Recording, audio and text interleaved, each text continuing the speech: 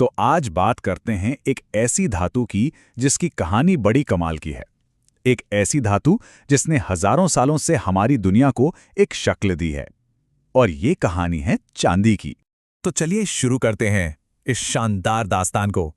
देखिए, ये कोई इतिहास का पाठ नहीं है, बल्कि ये तो समय के साथ चमकने वाली एक लंबी, एक महाकाव्य यात्रा है।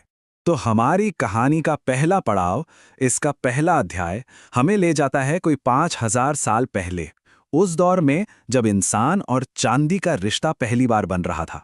देखिए, प्राचीन काल में सोना, जिसे सूरज की धातु भी कहते थे, वो तो जमीन की सतह पर ही आसानी से मिल जाता था। लेकिन चांदी, जिसे चंद्र धातु का नाम मिला, वो धरती की गहराइयों में छिपी हुई थी। ये शांत थी, शीतल थी और सोने से एकदम उलट, पूरी तरह से रहस्यमय। और ये जानकर हैरानी होगी कि लगभग 3000 ईसा पूर्व चांदी सोने से भी कहीं ज्यादा कीमती हुआ करती थी। जी हां, उस वक्त 1 ग्राम चांदी की कीमत 2.5 ग्राम सोने के बराबर थी। और इसकी वजह सीधी सी थी, इसे जमीन से निकालना सोने के मुकाबले बहुत बहुत ज्यादा मुश्किल था। तो अब कहानी में आगे बढ़ते हैं और चलते हैं उस दौर में जब चांदी दुनिया की बड़ी बड़ी सभ्यताओं की, आप कह सकते हैं, धड़कन बन गई, उनका फाइनेंशियल इंजन बन गई। एक बहुत मजेदार बात, हम सब जो सैलरी शब्द इस्तेमाल करते हैं, क्या कभी सोचा है इसकी जड़ें कहाँ हैं?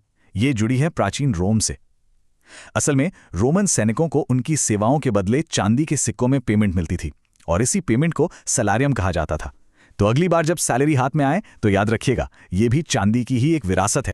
चलिए, अब रोम से निकलते हैं और रुख करते हैं भारत का। एक ऐसी जगह जहां चांदी सिर्फ पैसों तक सीमित नहीं रही, बल्कि वो सांस्कृतिक और आध्यात्मिक जीवन का एक अटूट हिस्सा बन गई। भारत में तो चांदी सिर्फ एक धातु है ही नहीं, ये हमारी संस्कृति में रची बसी है। देवी देवताओं के चरणों को पवित्र करने से लेकर पूजा की थाली में चमकने तक, नवजात बच्चों के हाथों में रक्षा कवच बनकर कड़ों के रूप में, और हाँ, शादियों में शगुन बनकर खुशियां लाने तक, चांदी जीवन के हर अहम पल का हिस्सा है। और बात सिर्फ परंपरा की नहीं है, हमारी अपनी मुद्रा रुपया, इसका नाम भी तो इसी धातु से आया है। यह संस्कृत के शब्द रूप्य से बना है। और जानते हैं इसका मतलब क्या है? इसका मतलब ही है चमकती हुई चांदी। अच्छा, चांदी सिर्फ सुंदर और कीमती ही नहीं है, ये एक रक्षक भी है। पुराने जमाने में राजा महाराजाओं को इसके एंटीबैक्टीरियल गुणों के बारे में पता था, और यही वजह है कि वो पानी और दूध जैसी चीजों को ज्यादा देर तक ताजा रखने के लिए चांदी के बर्तनों का इस्तेमाल करते थे। सोचिए, ये एक ऐसी खूबी है जिसका इस्तेमाल आज भी मॉडर्न मेडिसिन में होता है। अब इस कहानी में एक बहुत बड़ा, एक नाटकीय मोड़ आता है। एक ऐसा मोड़ जहां चांदी ने अपना ताज, अपना मॉनेटरी ताज खो दिया, लेकिन वो एक शानदार वापसी के लिए भी तैयार थी, भले ही वो वापसी थोड़ी देर के लिए ही क्यों ना हो। हुआ ये कि 20वीं सदी में दुनिया के ज्यादातर देशों ने गोल्ड स्टैंडर्ड को अपना लिया। उन्होंने अपनी करेंसी की कीमत सोने से जोड़ दी। इससे हुआ ये कि सोने को तो मिल गया राजा का दर्जा, लेकिन चांदी की जो फाइनेंशियल हैसियत थी वो कम हो गई, और बस तभी से इसे गरीबों का सोना कहा जाने लगा। लेकिन फिर आया साल 1980 और चांदी ने एक ऐसी जबरदस्त वापसी की जिसकी किसी को उम्मीद नहीं थी। अमेरिका के 2 भाई थे, हंट ब्रदर्स। उन्होंने मार्केट पर कब्जा करने के लिए इतनी चांदी खरीदी कि कीमतें सिर्फ 1 साल के अंदर $6 प्रति आउंस से बढ़कर सीधे $50 तक पहुंच गईं। सोच सकते हैं? लेकिन ये जो तेजी थी, ये ज्यादा देर तक टिक नहीं पाई। सरकार ने दखल दिया और चांदी की कीमत अचानक से धड़ाम हो गई।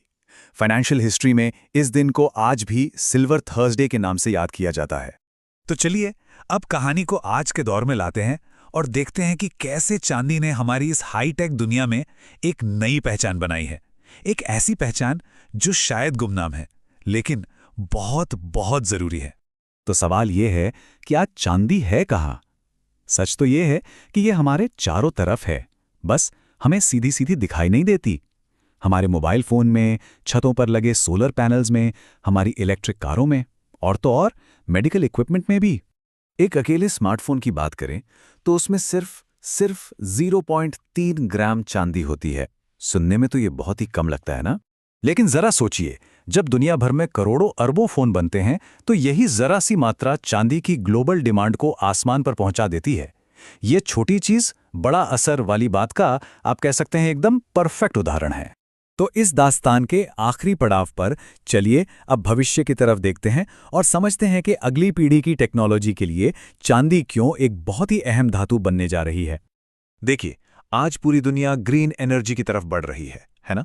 और इससे चांदी की भूमिका और भी ज्यादा जरूरी होती जा रही है, चाहे सोलर पैनल हों या फिर इलेक्ट्रिक गाड़ियां। एक सस्टेनेबल भविष्य का मतलब ही है चांदी की बढ़ती हुई जरूरत। एक्सपर्ट्स इन दोनों कीमती धातुओं के फर्क को बड़े अच्छे से समझाते हैं। उनका कहना है कि सोना अगर सुरक्षा है तो चांदी संभावना है। मतलब सोना सिक्योरिटी का प्रतीक है, जबकि चांदी इनोवेशन और भविष्य में ग्रोथ की संभावनाओं का। तो देखिए, चांदी ने बड़े बड़े साम्राज्यों को बनते और बिगड़ते देखा है। आज ये हमारे हाथों में है, हमारे घरों में है और चुपचाप हमारे भविष्य को ताकत दे रही है। तो एक बात हमेशा याद रखनी चाहिए, जो धातु 5000 साल तक वक्त की कसौटी पर खरी उतरती है, वो सिर्फ एक इन्वेस्टमेंट नहीं होती, वो खुद में एक इतिहास होती है।